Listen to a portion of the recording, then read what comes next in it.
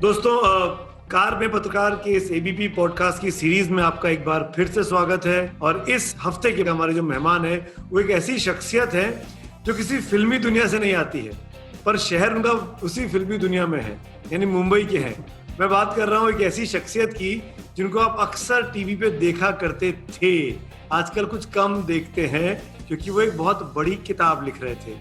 उनकी किताब आने वाली है, the great unravelling India after 2014।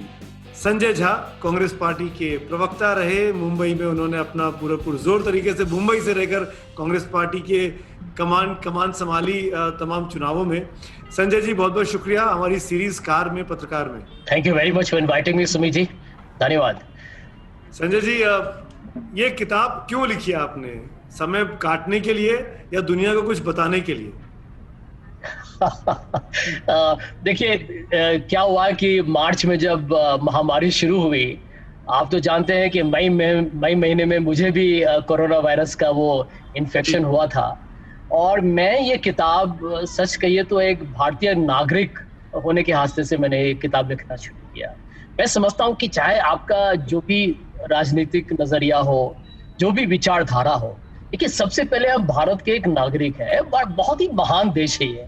और मैं समझता हूँ कि इस देश में ये भारतीय जनता पार्टी और कांग्रेस के बारे में ही जो वार्तालाप होता है वो इस देश को शोभा नहीं देता। ये देश इतना महान है कि भारतीय जनता पार्टी और कांग्रेस को जोड़कर भी ये देश 100 गुना बड़ा है। तो मुझे ये चोट लगा कि देखिए, हमारे जितने भी लोगों से मुझे मुलाकात हो रहा था, ढेर सारे लोग, हमारे जो आवाम में जो सोचने और समझने वाले लोग हैं, उनको लग रहा था कि ये देश जा कहाँ रहा है। हाँ, ठीक है, मोदी जी बहुत लोकप्रिय है, कुछ काम अच्छा भी कर रहे हैं, ऐसी बात नहीं है, परंतु ढेर सारे समस्याएं भी हैं, प्रजातंत्र को लेके, संविधान को लेके, धर्मनिरपेक्षता को लेके। कांग्रेस पार्टी से लोगों का एक तरीके से उम्मीद बिल्कुल कम हो चुका। और लोगों ने मुझसे प्रश्न पूछना शुरू किया कि आप लोग कर क्या रहे हैं? हम लोग को तो पूरे राजनीतिक जो ढांचा है, जो प्रणाली है, उससे हम एक तरीके से निराश हो चुके हैं, हताश हो चुके हैं। और भारत में कभी भाजपा चुनाव जीतेगी, कभी कांग्रेस चुनाव जीतेगी, लेकिन देश कहाँ जा रहा है? मैं इसी सोच को लेके मैंने ये किताब लिखा। और मुझे बहुत खुश है कि Nobel laureate professor Amartya Sen ने, जब उन्होंने किताब को पढ़ा, तो उन्होंने कहा कि मैं समझता हूँ कि देश में परिवर्तन होना चाहिए, सुधार होना चाहिए, बदलाव होना चाहिए। और ये किताब, जब उन्होंने कहा कि मेरा विश्वास है कि इससे कम से कम बातचीत शुरू होगी, तो मुझे इससे बहुत एक तरीके से मुझे हौसला अफजाई। मैं आपके जवाब से 2-3 पॉइंट्स मैंने निकाले इस बातचीत को आगे बढ़ाने के लिए, क्योंकि हम सफर में हैं, कार में हैं, पत्रकार बात कर रहा है एक पुराने पत्रकार से, जो अपना पुराना पत्रकार साथी है और अब नेता बन के वापस पत्रकारिता की तरफ आगे बढ़ा है, किताब लिख रहा है। संजय भाई, कांग्रेस पार्टी में क्या दिक्कत है? क्योंकि आपने बहुत नजदीक से देखा, आप कांग्रेस लीडरशिप के साथ बहुत क्लोजली काम किया 2 बड़े चुनावों में। उन दोनों चुनावों में नरेंद्र मोदी की बड़ी जीत हुई, भारतीय जनता पार्टी की, 14 का और 19 का। इसीलिए मैं आपसे पूछना चाहता हूँ, आपके हिसाब से एक ऐसी एक गलती क्या है जो कांग्रेस पार्टी अगर ठीक कर ले तो कम से कम लड़ती हुई दिखाई दे सकती है? देखिए, मेरा ये सिलसिला कांग्रेस पार्टी के साथ एक्चुअली अब देखिएगा तो 2004 में शुरू हुआ है। उस समय जब कांग्रेस पार्टी पर किसी को भरोसा ही नहीं था, लोगों को लगा था कि वाजपेयी जी तो चुनाव 350 सीट लेके जीतेंगे। उसी समय मुझे श्रीमती सोनिया गांधी जी, जो अध्यक्ष थी उस समय कांग्रेस पार्टी की, अभी तो इंटरिम अध्यक्ष है, उनके साथ मेरा मुलाकात हुआ और उसके बाद मेरा ये सफर शुरू हुआ है। और 2004 और 2009 में हम चुनाव जीते 2 बार। उस समय भी लोगों को नहीं लगता था कि कांग्रेस पार्टी का प्रदर्शन इतना अहम होगा या प्रभावशाली होगा। मुझे यदि आपके प्रश्न का जवाब देना है कि एक चीज जी, जो कांग्रेस पार्टी में यदि कुछ निर्णय हो या कोई बदलाव हो जिससे भविष्य पार्टी का बदल सकता है, वो मैं समझता हूं कि एक नए नेता का अध्यक्ष बनना अनिवार्य है। और ये यदि गांधी परिवार का कोई शख्स न हो, मैं ये नहीं कह रहा हूं कि गांधी परिवार का योगदान अच्छा नहीं रहा है, उनका वो तो इतिहास में लिखे जा रहे हैं, उस पर मैं वाद विवाद नहीं करना चाहता। मैं समझता हूं कि ये एक बदलाव का दौर आ चुका है। लोग चाहते हैं कि वंशवाद से कांग्रेस पार्टी आगे बढ़े, और कांग्रेस पार्टी में हुनर है, उसमें क्षमता है।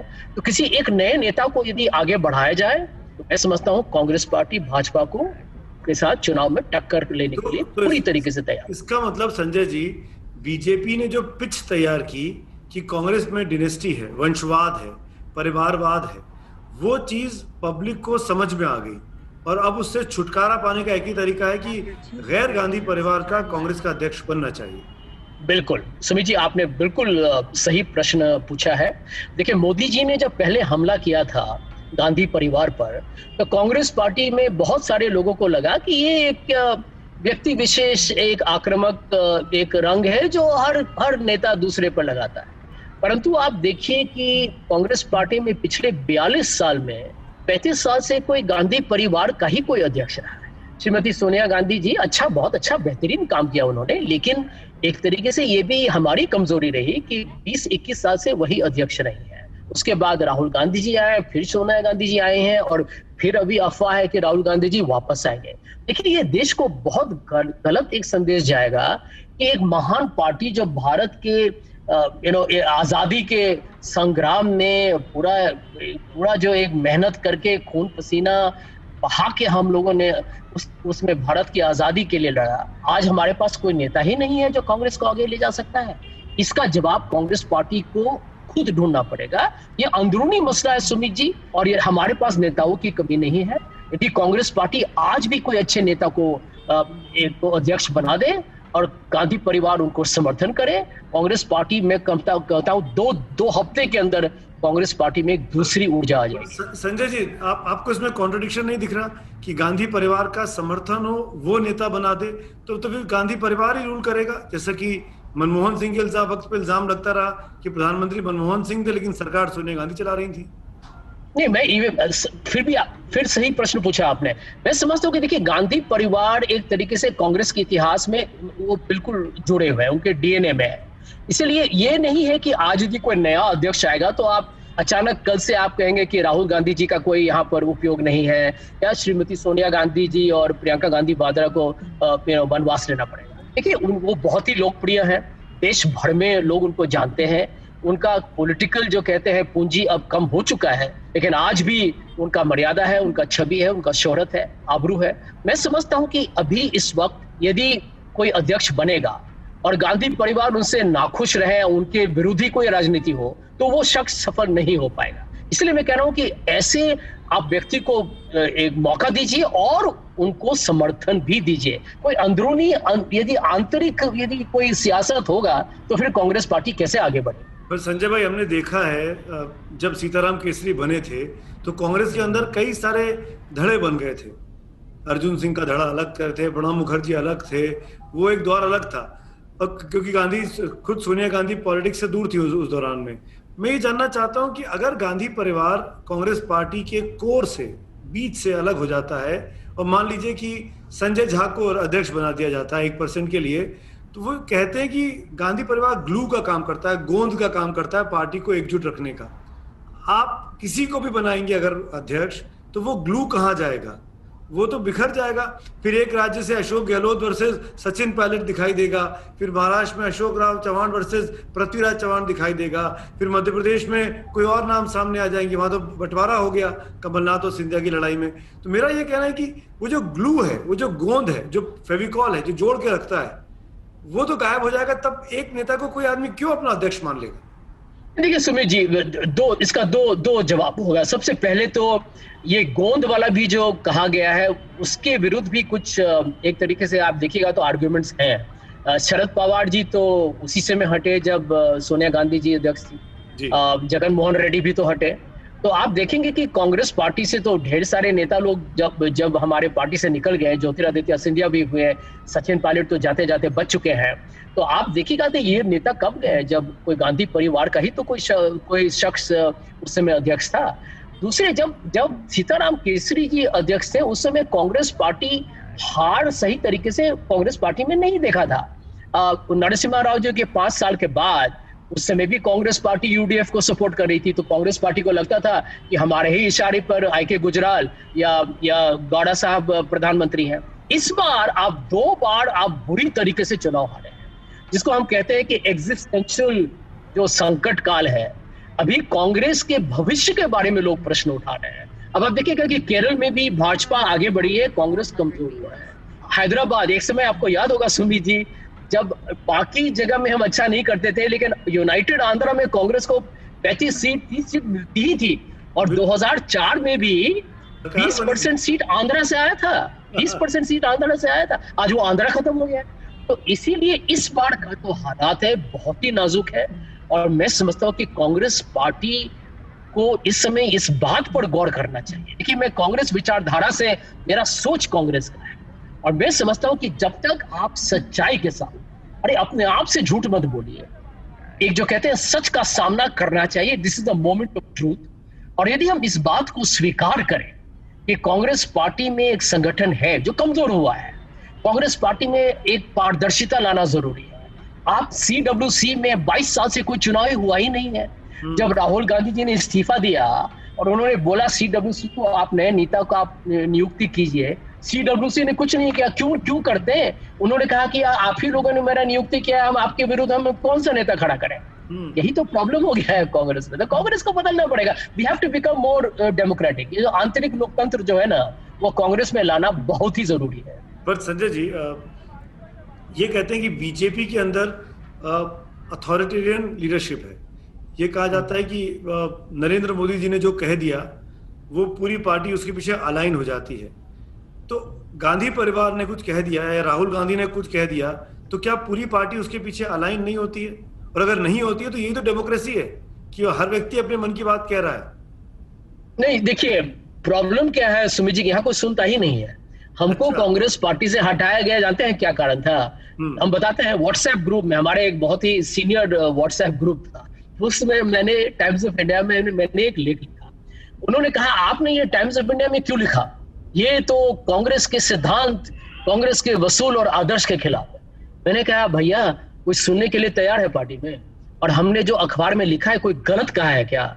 हमने तो वहां यही कहा है कि यदि हम सही तरीके से लड़े तो हम भाजपा को टक्कर दे सकते हैं। यदि हम लोगों का पूरा इरादा ही यही है कि हम लोग हारे हैं और हम लोग अंदर में ही इस भ्रम में जीते रहे कि हम 50 साल देश चलाए थे और हमेशा वही गांधी नेहरू बोलते रहे, तो उससे कुछ बदलेगा?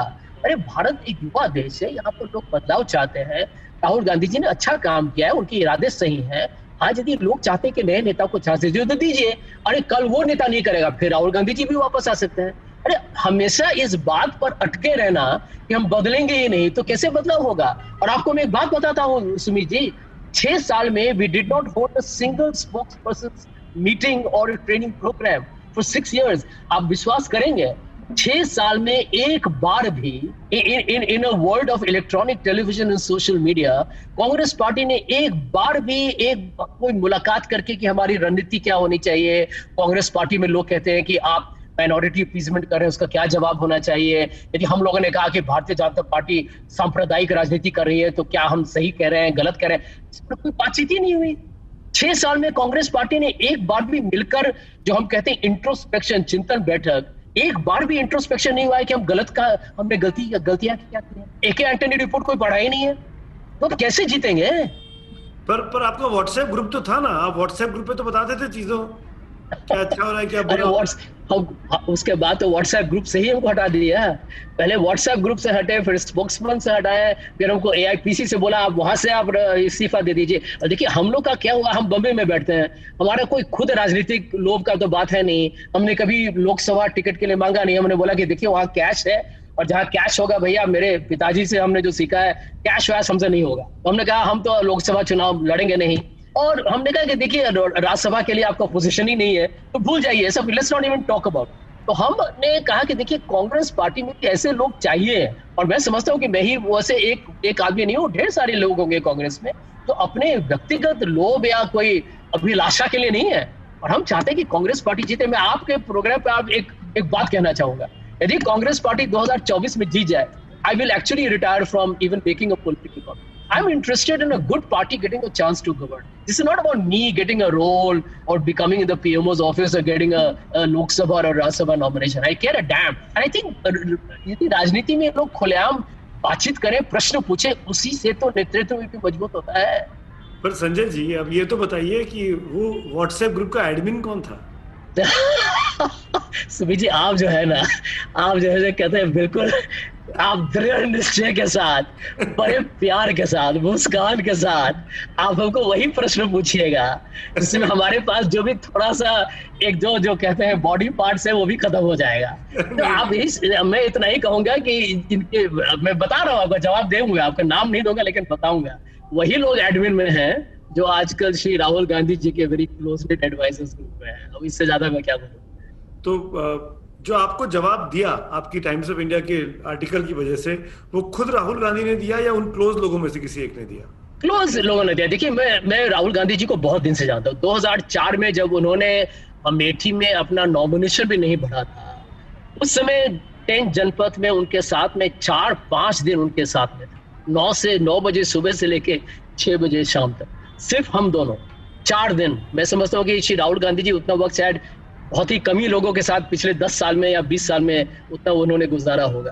तो उनको तब से जानता हूँ। I really like him, he is someone I have always liked very much. तो मैं यदि आज कहूँ उनको कि आप यदि सचिन तेंदुलकर का नमूना या उदाहरण लेके आप यदि इस्तीफा दे दें और सचिन तेंदुलकर के जैसा आप टीम प्लेयर बनिए, किसी और के नेतागिरी में यदि कांग्रेस जीते तो क्या उसमें क्या बुराई है?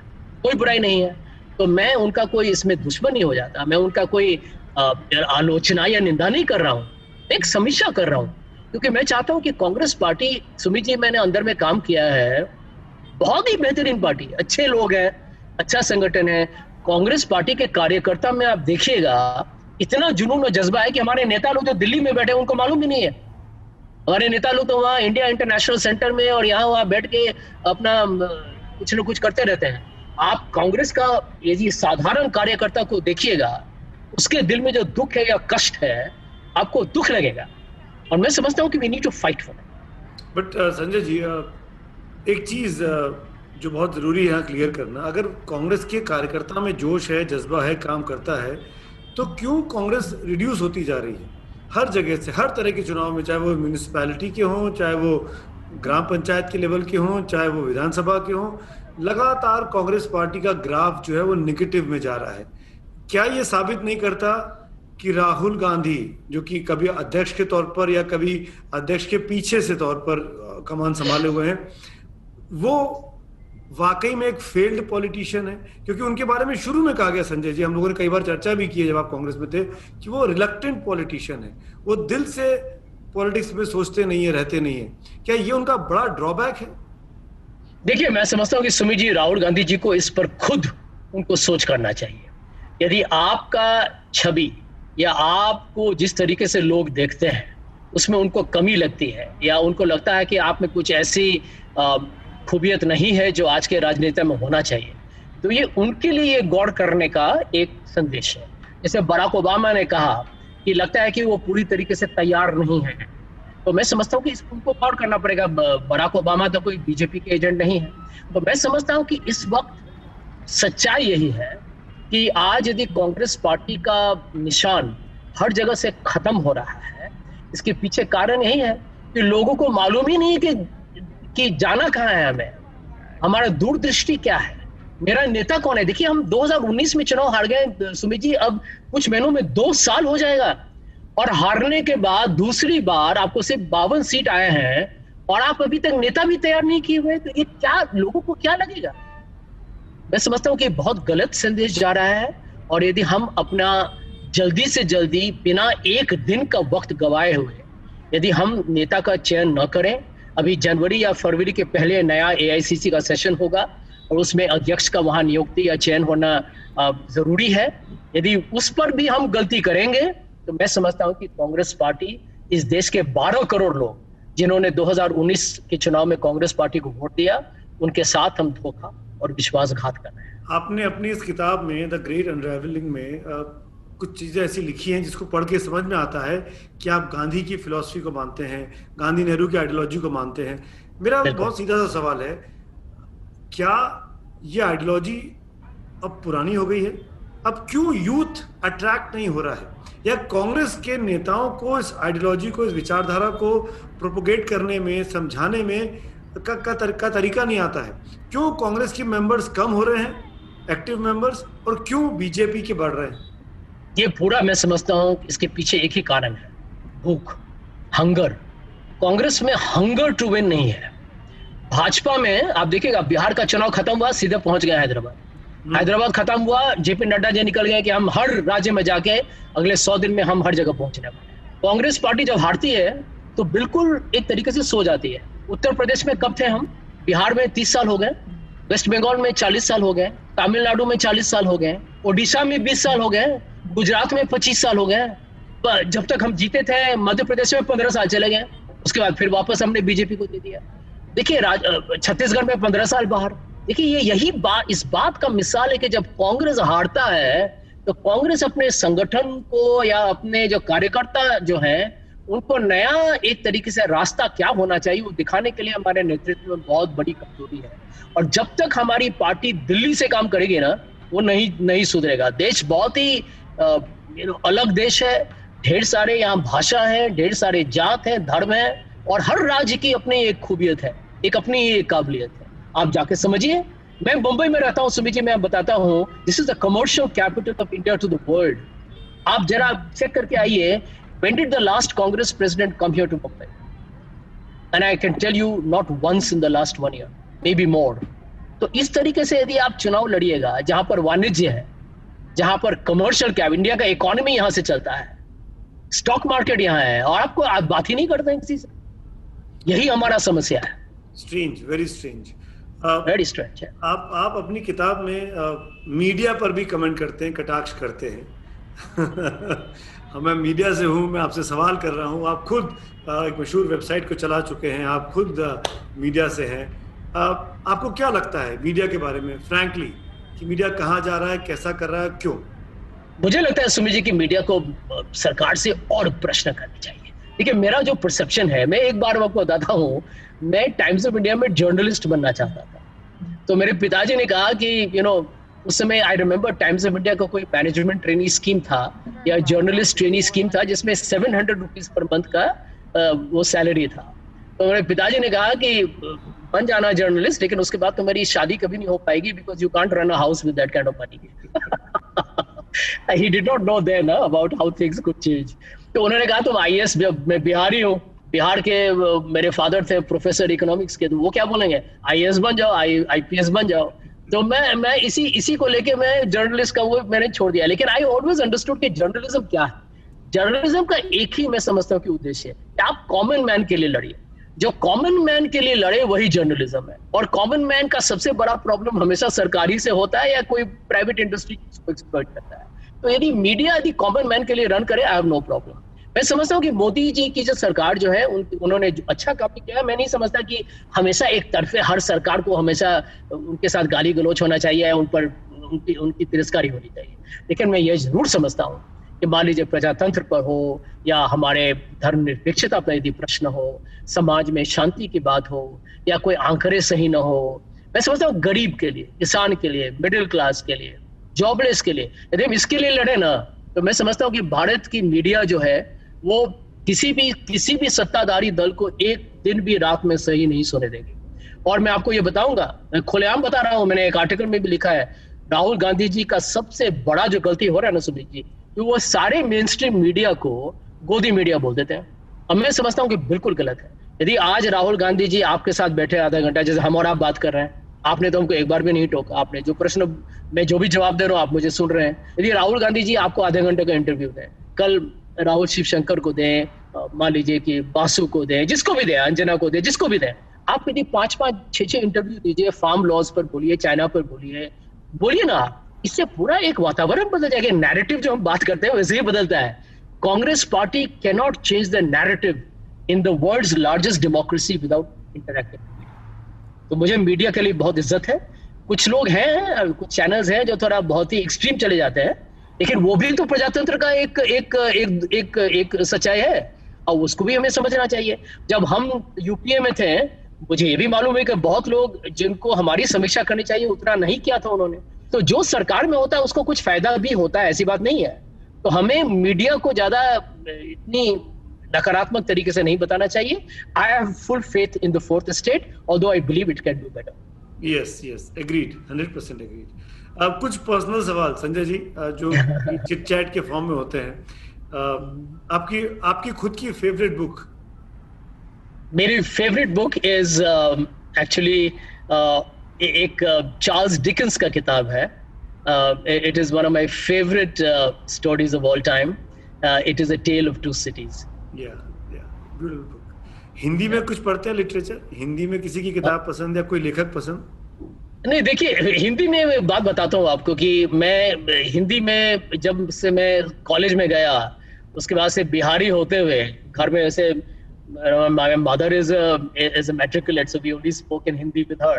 लेकिन हमारा हिंदी सच कहिए तो बॉम्बे में रहते हुए काफी कमजोर हो गया. उसके बाद जब हम प्रवक्ता बने तो मैं घर में नवभारत टाइम्स लेके हमेशा पढ़ता था, ताकि कम से कम ये तो जाने कि कौन से शब्दों का ज्यादा इस्तेमाल होता है. लेकिन मैं पिछला हिंदी में मैंने कोई किताब ऐसे नहीं पढ़ा है, बहुत साल हो चुके होंगे. लेकिन I do keep this habit here with me. मैं कुछ यहाँ पर एक किताब रखता हूँ where I have the Hindi to English to Urdu translation, because I believe यदि आप सियासत बोले राजनीति के बदले में, मजहब बोले धर्म के बदले में, तो एक तरीके से बोलने का भी एक वजन बढ़ता है. So I try and improve my Hindi from time to time. Very good, very inspiring. I hope कि जो लोग सुन रहे हैं इस पॉडकास्ट को, वो समझेंगे कि आप जीवन भर सीखना चाहें तो ये उम्र भी कम है, आप जीवन भर सीख सकते हैं. संजय जी, दोस्तों, मैं जानता हूं पर्सनली, बड़ा अच्छा गाना गाते हैं, बड़े शौकीन है म्यूजिक के, और क्रिकेट. करेक्ट. तो कुछ गुनगुनाइए ना प्लीज. गुनगुना दे. ये पकड़ा आपने आज Sumit ji. I should have known कि I'm coming in Sumit's program.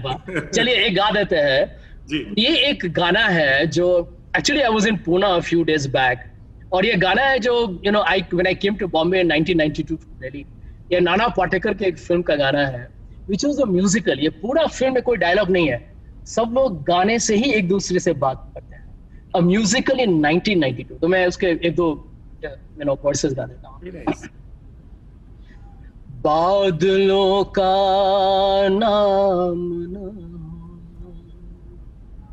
अंबर के छाँव में,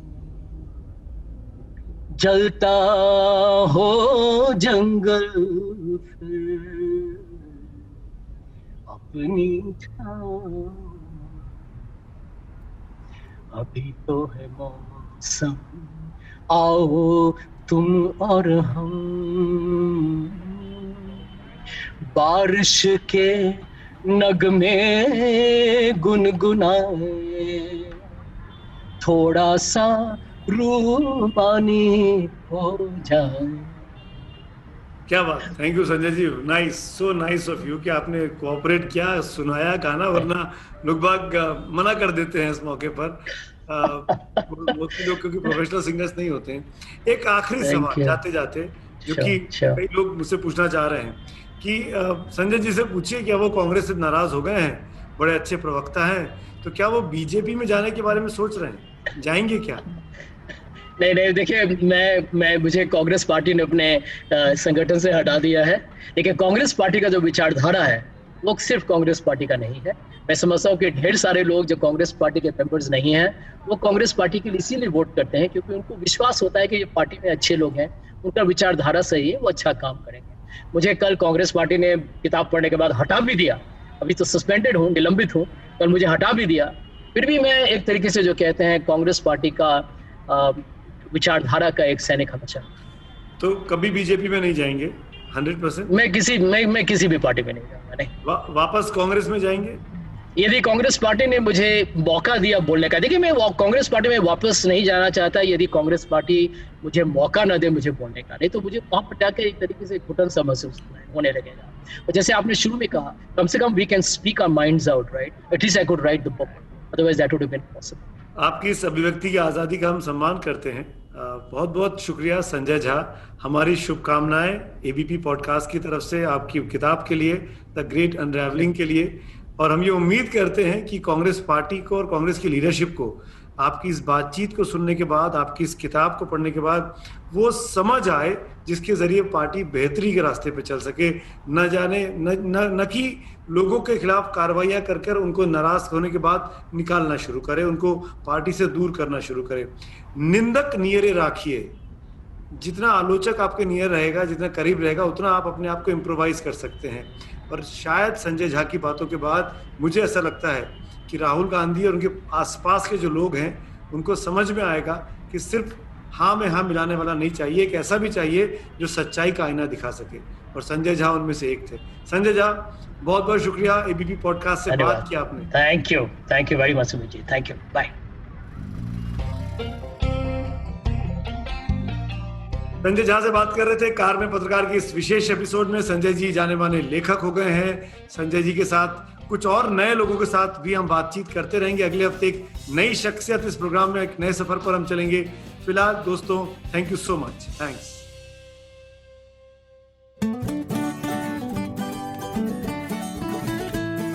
This is an ABP Life podcast.